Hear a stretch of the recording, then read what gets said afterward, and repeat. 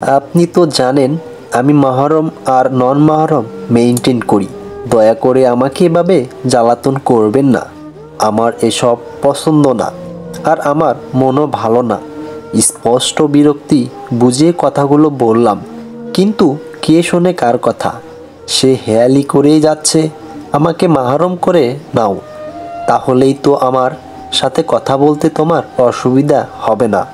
আর মন খারাপের কথা বলছো, এটা তো এমনি এমনি ঠিক হয়ে যাবে।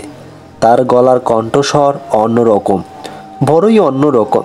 একটু আগেও যেই পুরুষের কণ্ঠে বাদশামি ভাবছিল, এখন সেই পুরুষই কথা ঢঙে সুরে নিজেকে প্রাপ্তবয়স্ক দাবি করছে। কিন্তু আমার মনের মধ্যে আনন্দিত হচ্ছে অচেনা এক অনুভূতি, যেই অনুভূতিতে মিশে আছে লজ্জা এবং ভয়। মাহারাম করে নিব মানে? প্রশ্ন করতে গিয়ে আমার গলা স্পষ্ট কাঁপছে। বুঝতে পারছি না এ কাঁপুনি লজ্জার নাকি ভয়ের। আমি আপ্রাণ চেষ্টায় নিজেকে স্বাভাবিক রাখতে চাইলাম। লজ্জা এবং ভয়ের পরিবর্তে কিঞ্চিত রাগ ভাসিয়ে দিলাম, যেন নিজের দুর্বলতা আড়াল করা যায়। তার দিকে প্রশ্নের বাণ ছুড়ে দিলাম, আর একবার চাইলেই কি একজন নন মাহরমকে আমার জন্য মাহরম করতে পারবো নাকি? রাত দুপুরে আমার সাথে বিটলামি করছেন আপনি? আহা হা, চটছো কেন? এই মিষ্টি, আগে আমার বলা বিষয়টা বোঝার চেষ্টা করো গো। সে আমার লজ্জা ও ভয় ধরতে পারেনি বলে আমি যেন হাঁপ ছেড়ে আসলাম। নিজের কথায় তেমনি রাগভাসী আর ব্যস্ততা দেখিয়ে বললাম, আল্লাহর হস্তে আমাকে মাফ করুন। দুপুরেও আমি ঠিক করে খাইনি, এখন তো আমাকে একটু খেতে দিন। এমনিতেই বোর্ডিংয়ের তরকারিতে এক গাদা মরিচের গুঁড়ো দেওয়া হয়। তাড়াতাড়ি করে খেয়ে সাবান দিয়ে হাত না ধুয়ে নিলে আমার হাত জ্বলে একাকার হয়ে যাবে। একটু তো দয়া করে আমার উপর কেন এভাবে জ্বালাচ্ছেন আমাকে? আপনার তো বোঝা উচিত, ছেলেদের সাথে আড্ডাবাজি করার মতো মেয়ে আমি নই। অন্যথক নিজের আর আমার সময় নষ্ট করার কোনো মানে হয় না। এক নানাগারে কথাগুলো বলে এবার থামলাম আমি। রাগ মিশে এতগুলো কথা বলতে গিয়ে যেন হাঁপিয়ে উঠেছি। এদিকে মাথাও হঠাৎ করে ঝিমঝিম করছে। এই মানুষটার সাথে কথা বলতে নিলে এত সমস্যা এসে জুড়ে কেন বসে তা ঠাওর করে পাই না। নিজেকে সামলালে নিতে গিয়ে কিছু সময় পেরিয়ে গেল। এতটুকু সময় পাশেও পিনপতন নীরবতা বিরাজ করলো। মানুষটা হয়তো ইচ্ছে করেই চুপ রইল, যেন আমি নিজেকে সামলাতে নিতে পারিনি। প্রথমে হাসি, এরপর কথা শোনা গেল ফোনের ওপাশ থেকে। কি সর্বনাশ বলো তো, তুমি এত কথা বলতে পারো? এই মিষ্টি, বিশ্বাস করো, আমার কিন্তু বউ হিসাবে বাচাল মেয়ে একটুও পছন্দ না, আর সহ্য করা যাচ্ছে না। শেষমেশ বউ শব্দটাও শুনতে হবে আমাকে। নাউজুবিল্লাহ। আমি কল কেটে দিলাম। যেহেতু ব্লক করলে অর্থহীন জ্বালা সইতে হবে, তাই অন্য ব্যবস্থা নিলাম। তার কল করার পর পথ বন্ধ করে দিতে আমি নিজের ফোনই বন্ধ করে দিলাম। যে মানুষ নিজের মুখে গর্ব করে ইপটিজিং করার কথা বলতে পারে, সেই মানুষকে দিয়ে যে কোনো পাগলামি সম্ভব। আমার কোচিং সেন্টার বাঁচিয়ে রাখতে আমি আমার ছোট ভাইকে দায়িত্ব দিয়েছি। কিন্তু তুমি আর কোচিং সেন্টারে যেও না মিষ্টি। পড়া হলে অন্য জায়গায় পড়ো। আর সবচেয়ে বেশি ভালো হয় তুমি যদি এই শহর ছেড়ে চলে যাও। এই মেসেজ পড়ার পর ডিলিট করে দিয়েও আর আমার সাথে কোনো রকম যোগাযোগ করো না। আমি পালিয়ে বেড়াচ্ছি মিষ্টি। বেশি কিছু বলতে পারলাম না। আমি তোমার স্যার হয়ে বলছি, যত তাড়াতাড়ি সম্ভব এই শহর ছেড়ে চলে যাও। পড়াশোনায় বিরতি নাও, অথবা নিজের এলাকায় গিয়ে ভর্তি হও। প্লিজ মিষ্টি, আমার অনুরোধটা রেখো। সারা রাত বন্ধ থাকা ফোনটা যখন অন করলাম, তখন অনঅ্যান্সারের নম্বর থেকে মেসেজটা এলো। নোটিফিকেশন পেয়ে আমি খুব খুশি হয়েছিলাম, কিন্তু এখন মেসেজ পড়ার পর ভয় আমার সমস্ত শরীর কাঁটা দিয়ে উঠছে। এসব কি লেখছেন স্যার? ফজরের নামাজ শেষ করার পর আসমাকা ফোনের বিষয় মাথায় এলো। সাথে এলো বড় চাচার কথা। গতকাল রাতে তো বড় চাচার সাথে কথা হয়নি। তিনি নিশ্চয় কল করে আমাকে খুঁজে খুঁজে ব্যস্ত হয়ে উঠবেন, এমন চিন্তা করে আমি ফোন অন করেছিলাম। কিন্তু ক্ষণক্ষণে করে ভাবিনি আমার জন্য এমন মেসেজ অপেক্ষা করে আছে। আমি আরও কয়েকবার মেসেজটা পড়লাম আর ভিতরে ভিতরে ভয়ে ততস্থ হতে লাগলাম। আমার জীবনে আচমকা এসব কি শুরু হয়েছে? ভয়ে অস্থির লাগছে, কপালে বিন্দু বিন্দু ঘাম সেই অস্থিরতার প্রমাণ দিচ্ছে। এখন 7 সকাল হলেও সকালের নির্মল বাতাসে আমার দেহ মন শীতল হচ্ছে না।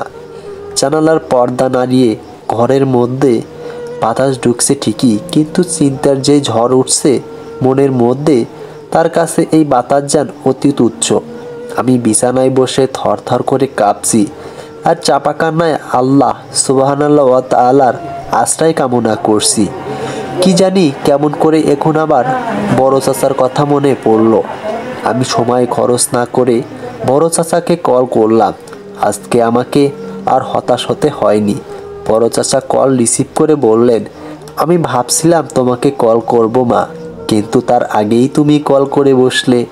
হঠাৎ চাচাকে এত বেশি কল কেন? আমায় কি খুব মনে পড়ছে মা?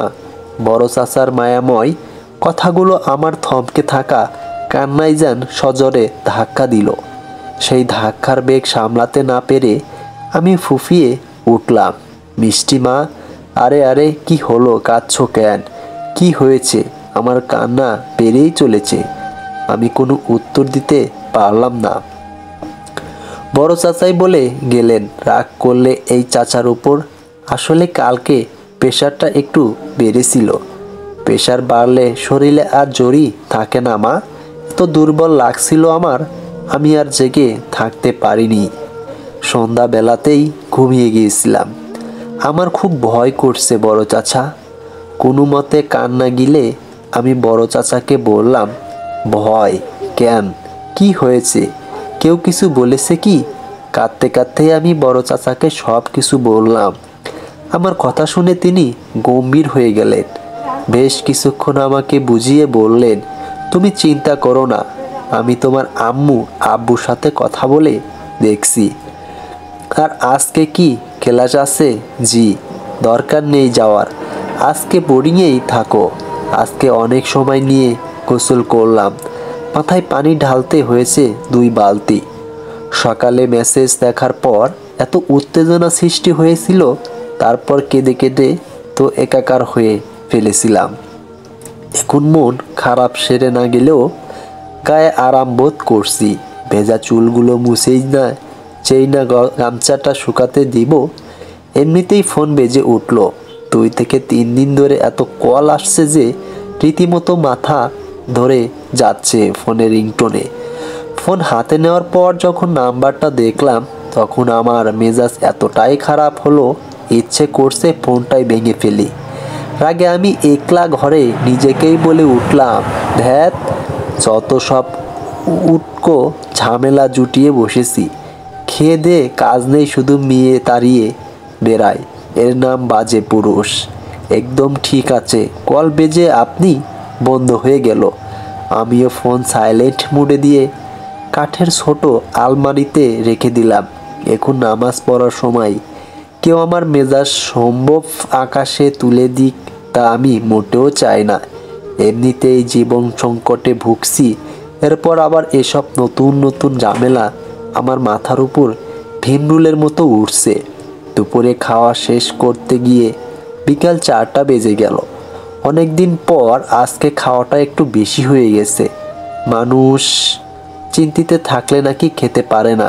এদিক আমি মাথা ভর্তি চিন্তা নিয়েও কি করে যে পেট ভর্তি খেলাম তা এখন ভাবতে পারছি না। বিছানায় গা এলিয়ে দিলাম। এখন আমার নড়াচড়া করার শক্তিও যেন লোপ পেয়েছে।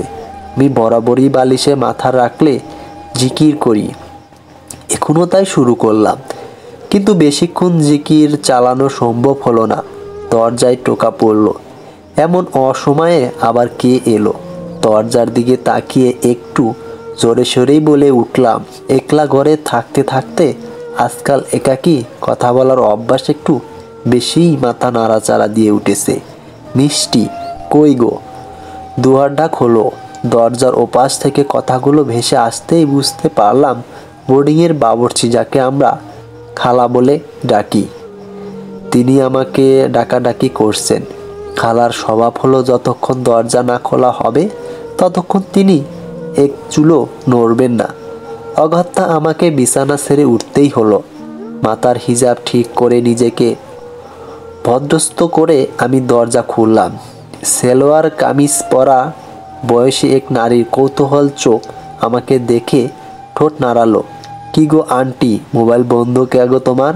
একটু চিন্তিত মুখ করে আমি বলে উঠলাম, ফোন তো বন্ধ নেই খালা। কিছু হয়েছে? হয়, তোমার লগে একজন দেখা করতে আইছে, কইতেছে তোমার মোবাইল নাকি বন্ধ। দারোয়ান মিয়া আমারে মোবাইল কইরা কইল তোমারে যেন আমি দায়িত্ব দেই। যাও যাও, তাড়াতাড়ি গিয়া দেখা কইরা আয়ো। এসব শুনে চিন্তায় এবার আমার কপালে কুঁচকের সৃষ্টি হলো। মনে মনে বিড়বিড় করলাম, আমার সাথে আবার কে দেখা করতে এলো? একই প্রশ্ন খালাকে করলাম, কে দেখা করতে এসেছে খালা? আমি কেমনে কমো আন্টি, দারোয়ান মিয়া তো আমারে কিছু কয় নাই। তুমি গিয়া দেখতে আয়ো, আমি যাই এখন। রাতের রান্নাকার ব্যবস্থা করতে হইব। খালা দেরি করলো না, চলে গেল। আমি দরজা লাগিয়ে কিছুক্ষণ ঝিম মেরে দাঁড়িয়ে রইলাম। কয়েক সেকেন্ড ভেবেও কারো নাম মাথায় এলো না। বাড়ি থেকে কেউ এলে তো আমাকে কল করেই আসে, এমন না জানিয়ে কে আবার এলো। কত শত জল্পনার ভিড়ে আমি ভুলেই গেলাম আমার ফোন সাইলেন্ট করা এবং আমাকে কল করা হয়েছিল। কিন্তু এসব বিষয় আমার মাথায় এলোই না। আমি চিন্তিত মনে হাত পায়ে মেজা পরে নিলাম, মুখ ডেকে নিলাম নিকাপের আড়ালে, কারণ ফ্ল্যাটের বাইরে আমি পর্দা না করে বের হই না। দরজা লক করে আমি হাঁটতে লাগলাম। পায়ে পায়ে সিঁড়িগুলো শেষ হচ্ছে আর মনের মধ্যে অস্থিরতা পাল্লা দিয়ে বাড়ছে। বিল্ডিং দেখাশোনার কাজে নিয়োজিত দারোয়ান, যাকে আমরা মামা বলে ডাকি, গেটের কাছেই তাকে বসে থাকতে দেখলাম। এগিয়ে গিয়ে জিজ্ঞেস করলাম, মামা, আমার সাথে নাকি কে দেখা করতে এসেছে? হ মামা, বাইরে খাড়ায় আছে, গিয়ে দেখো। আচ্ছা বলেই আমি গেট পেরিয়ে বাইরে এলাম। রাস্তায় অবিরত ছুটেছে চলা গাড়িগুলো দেখে আমি আশেপাশে নজর দিলাম। একটু দূরেই একজনকে দেখতে পেলাম, আমার দিকে পিঠ করে দাঁড়িয়ে আছে বলে চিনতে পারলাম না। আমার দূরত্ব আমি কমিয়ে দিলাম।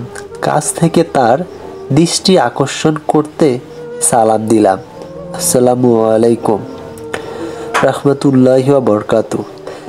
সালামের জবাব দিতে দিতে মানুষটা আমার দিকে ফিরে তাকালো আর প্রায় সাথে সাথেই বলে উঠল, এই মিষ্টি, সালামে কি মিষ্টি মেখে রাখো নাকি? মাশাআল্লাহ, মানুষ তো তোমার সালামে ফিদা হয়ে যাবে গো। নাউজুবিল্লাহ, আনমনে বলে আতঙ্কে উঠলাম আমি। এই আজব মানুষটা আমার বোর্ডিংয়ে চলে এসেছে, কিন্তু ঠিকানা পেল কিভাবে? মনে মনে কত কত প্রশ্ন সে ঘোরপাক খাচ্ছে। এদিকে ভীতু আমি নিজেকে যেন স্থির রাখতে পারছি না। আমাকে কল করে না পেয়ে এখন আমার বোর্ডিংয়ে এসে হাজির হওয়া এই বাজে পুরুষকে দেখে সত্যি হতভম্ব হয়ে গেলাম আমি। নিজ চোখের মনি বিষময় এত বড় হয়েছে যে কোনো মুহূর্তে যেন ছিটকে বেরিয়ে আসব। আমি কি করব আর করব না সেই হিসাব করার মাঝেই মনে হলো এখান থেকে কিছু পালানো উচিত। ভাবনাকে বাস্তবে রূপ দিতে চাইলাম, কিন্তু ধীরে পায়ে অতি সামান্য পিছিয়ে যেতেই এই মানুষটা বুঝে গেল আর আমাকে সাবধান করলো, খবরদার যদি এখান থেকে এক পা নড়েছো তো প্যান্ট ও টি শার্ট পরা আর সেদিনের মতোই ক্যাপ ও মাস্ক দিয়ে মুখ ঢেকে রাখা মানুষটার হুমকিকে আমি জোরপূর্বক এড়াতে চাইলাম। কি করবেন? আমি আপনাকে ভয় পাই নাকি? কি পরিমাণ ভয় যে পাচ্ছি তা শুধু আমার রব্বুল আলামিন জানেন। তাই নাকি জিজ্ঞেস করেই ভ্রুকুটি করলো। আমি কোনো জবাব দিলাম না। আমার দৃষ্টিতে অস্থিরতা যা নিকাব ভেদ করে স্পষ্ট বোঝা যাবে এমনটাই আমার ধারণা। আপাতমস্তক আমাকে দেখে নিয়ে এসে বলল, তোমার কি মনে হচ্ছে না তুমি অস্বাভাবিক আচরণ করছো মিষ্টি? আমি তোমার সম্মুখে এত তাড়াতাড়ি দাঁড়াতে চাইনি। দেখছো না আমি নিজের চেহারাটাও তোমাকে দেখাচ্ছি না, কেমন ঢেকে ঢুকে রেখেছি, কিন্তু তুমি বাধ্য করলে। মিথ্যা কথা, আমি মোটেও আপনাকে বাধ্য করিনি। ফটফট করে বলতে লাগলাম। এদিকে ভয়ে গলার স্বর কাঁপছে, অথচ মুখে বাধা দিয়েও রাখতে পারছি না। আমার ভাবতেই অবাক লাগছে, রাস্তার ওপর, তাও আবার একটা নন মাহরামের সামনে দাঁড়িয়ে আমি কথা কাটাকাটি করছি। আমার এত সাহস কোথা থেকে আসছে কে জানে। হাত ভাঁজ করে দাঁড়িয়ে বাজে পুরুষ মৃদু শব্দে হেসে উঠল, বলল, এই মিষ্টি, তুমি ঝগড়া করতে পারো, কিন্তু আমি তো শুনেছি তুমি কথাই বলতে পারো না। একদম নেতো মুরগির ছানা। এমন কথা শোনার পর কারো মেজাজ ঠিক থাকবে? আমারও রইল না। আমি দাঁত কিরমির করে জিজ্ঞেস করলাম, সমস্যা কি আপনার? অযথা কেন আমাকে বিরক্ত করছেন? রাস্তার প্রত্যেকটা মানুষ হাঁ করে দেখছে আর যাচ্ছে। আমাকে হেনস্থা করার পরই কি মাঠে নেমেছে আপনি? পূর্ণ দৃষ্টিতে তাকালো সে। অন্যরকম তার চাহনি, চোখে চোখ রাখার সাহস হলো না। নামিয়ে নিলাম স্বর্ণপূর্ণে। আশপাশ লাগে তার চোখ জোড়া দেখলে আমি জানি এসব অন্যায়। আমি তো চাই নেই এসব অন্যায়ের সম্মুখীন হতে। বারবার এড়িয়ে যাওয়া সত্ত্বেও এই মানুষটা কেন আমার পিছু ছাড়ছে না, এটা আমার মাথায় ঢুকছেই না। আমি চোখ নামিয়ে অনেক কিছু ভাবছি আর এখান থেকে পালানোর জন্য ছটফট করছি। এদিকে বাজে পুরুষ তার অন্যরকম দৃষ্টি বহল তবিয়তে আমাকে ডাকলো, এই মিষ্টি, শোনো মেয়ে, আমি তোমাকে বিরক্ত করলেও সেটা অযথা নয়, কারণ তো আছেই। আর শোনো, তোমার ভাগ্য খুবই ভালো, কারণ তোমার হবু স্বামী হাসি খুশি মানুষ, সহজে রাগ করতে পারে না। তবে রাগ করে না বলে তোমার সব অপরাধ মাফ করবে, এটা কিন্তু ভুলেও ভেবো না। এখন আমাকে বলো, আজকে ক্লাসে যাওনি কেন? আর সকালে যে এতগুলো কল করলাম, কল রিসিভ হয়নি কেন? এমন ভাব নিয়ে প্রশ্ন করছে যেন আমি তার কোম্পানির কেরানি। কি হলো, চুপ করে আসো কেন? আর প্রশ্ন জমা হলো, কিন্তু আমার উত্তর দেওয়ার ইচ্ছে নেই। এমন পরিস্থিতিতে আমার একটুও ভালো লাগছে না, ভীষণ মন খারাপ হচ্ছে। আর মন খারাপ প্রকাশ করেই আমি তাকে অনুরোধের সুরে বললাম, আমাকে প্লিজ যেতে দিন। আমার এসব একটুও ভালো লাগছে না। সবাই দেখছে, আমার আম্মু আব্বু জানলে অসুবিধা হবে। দারোয়ান মামার কাছে তারা এসব ঠিকই জেনে নেবে। কেন আমাকে হেনস্থা করছেন বলুন তো? আমি তো আপনার কোনো ক্ষতি করিনি। আর আর বিশ্বাস করুন, আমি মোটেও সুন্দরী নই। আপনি আমার চেয়ে অনেক ভালো আর সুন্দরী মেয়ে পাবেন।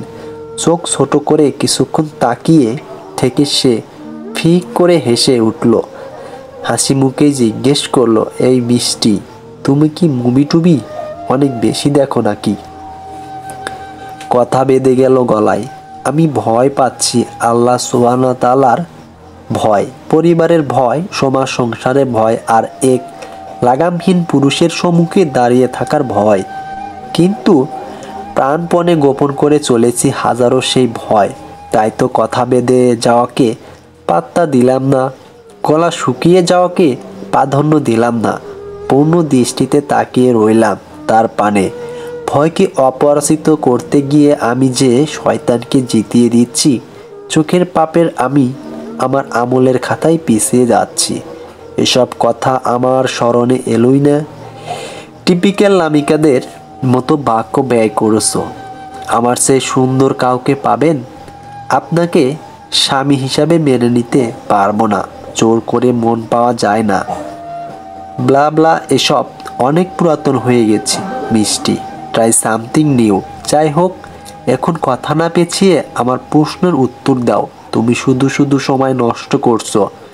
তুমি হঠাৎ কথা থামিয়ে আমার দিকে কেমন চোখে তাকালা। এরপর কপাল কুঁচকে জিজ্ঞেস করলো, এই মেয়ে, কি সমস্যা তোমার? আজকেও চোখ দিয়ে গিলছো কেন? তোমার মতো পর্দাশীল মেয়ে কি এসব শোভা পায়? এসব কথা শোনার পর আমার আর রুচি হচ্ছে না এখানে দাঁড়িয়ে থাকার। রাগে সমস্ত গায়ে যেন কাটা ফুটছে আমার। আমি কি অনেক বেশি সুন্দর?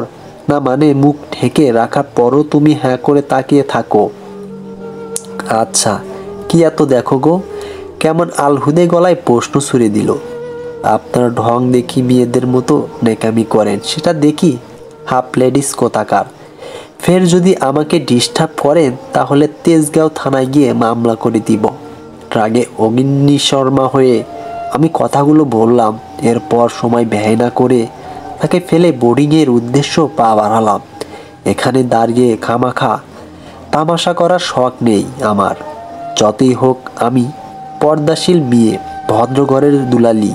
ফজরের নামাজ পড়া শেষে মাথার তোলার শক্তি আমার আর ছিল না। কখন যে ঘুমিয়ে গিয়েছিলাম তা এখন আর ঠাড়ও করতে পারছি না। গতকাল বিকালে সেই কাণ্ড ঘটিয়েছিলাম, এরপর খুব ভয় হয়েছিল। ভেবেছিলাম বাজে পুরুষ কোনো না কোনো অঘটন নিঘটন ঘটাবে, কিন্তু আল্লাহ সুবহানাল্লাহ তাআলার অশেষ রহমতে তেমন কিছু হয়নি। মাঝখান থেকে অহেতুক চিন্তায় আমার শুধু ঘুম হয়নি। এই যা, ঘড়িতে এখন 10:30 বাজে। এত বেলায় আমার পেটে কিছুই পড়েনি। এখনও হয়তো জেগে উঠতাম না, মরার মতো পড়ে ঘুম দিতাম, কিন্তু উঠতে হলো। আম্মুর ফোন পেয়ে জেগে উঠেছি। আর আধা ঘন্টা পরে আম্মু আর আব্বু আসছে আমার বোনিয়ে। হঠাৎ না বলে আসার কারণ আমি বুঝতে পারিনি। জিজ্ঞেস করার পর আম্মু বলেছিল, মা হয়ে নিজের মেয়ের কাছে আসতে নেই বুঝি? এমন কথা শোনার পর আমি সহ সবার মুখেই আটকে যাবে। এই পৃথিবীতে একজন সন্তানের কাছে তার সবচেয়ে আপন স্থান হলো রাব্বুল আলামিন আর নিজ গর্ভধারিণী। কিন্তু ছোটবেলা থেকে আমার আর আম্মুর মাঝে কেমন যেন একটা দূরত্ব থেকে গেছে। আমি আম্মুর গা ঘেঁষে বসলে মনে হয় একটা চাপা অস্বস্তি আমাকে গ্রাস করছে। একই নারীর বন্ধন হওয়া সত্ত্বেও কেমন যেন একটা পর লাগা ভাব কাজ করে। আর আব্বুর সাথে, তার সাথে তো আমার সম্পর্ক চোর পুলিশের মতো। ভীষণ ভয় পাই আমি আব্বুকে। ছোটবেলায় নাকি আব্বুকে দেখলে ভয়ে পালিয়ে বেড়াতাম, অথচ আজ অবধি আব্বু আমার গায়ে কখনো হাত তোলেনি, মারধর এমনকি বকাঝকাও করেনি। কিন্তু বড্ড গম্ভীর যে এই মানুষটা, চোখ তুলে তাকানোর সাহসও আমার ছোট্ট মনে হুটহাট আসে না। আমার মেয়েবেলা থেকে এই যৌবনে যার পবিত্র স্নেহে আমি সবচেয়ে বেশি লালিত হয়েছি তিনি হলেন আমার বড় চাচা। অসময়ে সেনাবাহিনীর চাকরি ছেড়ে দিয়ে সংসার বিমুখ হওয়া এই মানুষটা আমাকে নিজ কন্যা হিসাবে পরম যত্নে লালন পালন করেছেন। আমার সমস্ত রাগে অভিমানে আমি তাকে কখনো পেয়েছি বাবা হিসাবে, আবার কখনো মা হিসাবে। আমার সমস্ত আবদার মিটিয়েছে এই মানুষটা। তাই তো এই বড় চাচার মুখে কথার এদিক সেদিক আমি অন্তত করি না। তিনি যেমন আমাকে ভালোবাসেন আমিও তাকে তেমন ভালোবাসি, আলহামদুলিল্লাহ। আধা ঘন্টার চেয়ে একটু বেশি সময় লাগলো আম্মু আব্বুর পৌঁছাতে। আমাদের নিজস্ব প্রাইভেট কার থেকে নামতে গিয়ে আম্মু এক রাজ্য বিরক্তি মাখিয়ে মন্তব্য করেছিল, এমন সকালবেলায় ও যানজটের শেষ নেই। দেশের উন্নয়ন আর হলো না। এত রাস্তাঘাট আর সেতু ব্রিজ বানিয়ে ফায়দা কি যদি 1 ঘন্টার রাস্তা 3 ঘন্টায় আসতে হয়? আব্বু কিছু বলেনি, চুপচাপ গাড়ি থেকে আমার জন্য আনা খাবার সহ অন্যান্য জিনিসগুলো নামিয়ে নিচ্ছে। ড্রাইভার আঙ্কেল সাথে।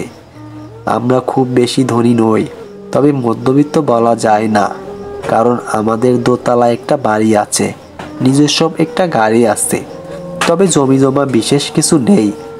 আব্বুর ব্যবসায়ের অবস্থা ও শুনেছি আজকাল ভালো যাচ্ছে না। আর আমাদের এই গাড়ি বেশিরভাগ সময় ভাড়ায় চলে। সেই ভাড়ার টাকা দিয়েই গাড়ি মেরামত হয় আর ড্রাইভার আঙ্কেলের বেতনের একটা অংশ উঠে আসে। স্বপ্না, তুমি মিষ্টির লগে গিয়ে বইসা থাকো, আমার একটা কাম আছে, আমি সাইরা সেরে আমি আসি। আম্মুকে কথাগুলো বলে আব্বু দেরি করলো না, চলে গেল।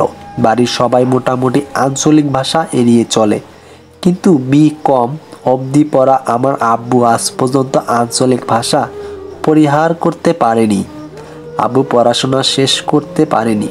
বড় চাচা সেনাবাহিনীতে ছিল বলে খুব ছোটবেলাতে আমার দাদা পারিবারিক ব্যবসায়ের দায়িত্ব আমার আব্বুর হাতে তুলে দিয়েছিল। ব্যবসায় করতে গিয়ে আর পড়াশোনা হয়নি। বিএ কম ফাইনালও দেওয়ার সুযোগ হয়নি, অথচ পড়াশোনায় আব্বু নাকি বেশ ভালো ছিল। বর্তমানে বড় চাচা বাড়িতে থাকলেও ব্যবসায়ের দায়িত্ব আজও আব্বুর কাঁধেই রয়ে গেছে। আম্মুকে ঘামাক্ত দেখাচ্ছে। আমি রুমে আসার পরই ফ্যান ছেড়ে দিলাম। আম্মু নিকাব খুলে স্বস্তির নিঃশ্বাস ছেড়ে বলল, এক গ্লাস পানি দাও তো মা। শীত আসছে সামনে, অথচ আম্মুর এত গরম লাগে। আমি আম্মুকে পানি দিলাম। আম্মুর পানির গ্লাস হাতে নিয়ে জিজ্ঞেস করলো, সকালে কি খেলে? খাইনি কেন? প্রশ্ন করে আম্মু পানি পান করতে লাগলো। আমি সেদিকে তাকিয়ে বললাম, ফজরের নামাজ পড়ার পর ঘুমিয়ে গিয়েছিলাম। এরপর তোমার ফোন পেয়ে জেগে উঠলাম। আম্মু গ্লাস ফিরিয়ে দিয়ে বলল, ভালোই হয়েছে। সবুজ রঙের একটা প্যাকেট দেখিয়া আবার বলল, ওটাতে দেখো পাউরুটি আছে, আর আমি দেশি মুরগি রান্না করে এনেছি। আমার সামনে বসে একটু খাও দেখি। কতদিন হলো তুমি বাড়ি যাও না। এখানে হাবিজাবি খাওয়া খেয়ে শরীর কি হাল করেছো। তা কি দেখছো? আম্মু অনেক কিছু বলল, কিন্তু আমি চুপচাপ দাঁড়িয়ে রইলাম। না না না, দাঁড়িয়ে থেকো না, খাবার নিয়ে বসো শিগগিরই। সকালে না খেয়ে থাকতে নেই, এরপর আবার গ্যাস্ট্রিক আলসার হলে তো মহাবিপদ। এবার আমি বললাম, একটু পরেই খাই। আম্মু দুপুর হতে তো দেরি নেই। আমার টেবিল ঘড়িতে একবার চোখ ভুলে আম্মু বলে উঠল, মাত্র বাজে 11:30। এখনো দুপুরে খাবার সময় হতে বহু দেরি। তাড়াতাড়ি খাবার খাও। কি আর করার, অগত্যা খাবার নিয়ে আমাকে খেতে বসতেই হলো। অনেকদিন পর আম্মুর রান্না করা খাবারের স্পর্শ পেয়ে আমার জিহ্বা কেমন চনমনিয়ে উঠল। এদিকে যত খাচ্ছি খিদেটা যেন ততই বাড়ছে। কালকে নাকি একটা ছেলে এসে তোমার সাথে দেখা করেছে। আসমকা এমন প্রশ্ন শুনে আমি একটু চমকেই উঠলাম। খাবার মুখে তুলতে গিয়েও থেমে গেলাম। মনে মনে ভাবলাম, এত তাড়াতাড়ি খবরটা জায়গা মতো পৌঁছেও গেছে না। মানে আমি ইস্তস্ত করলেও আম্মু স্পষ্ট গলায় জানতে চাইল, ছেলেটা কে? চলবে ইনশাল্লাহ।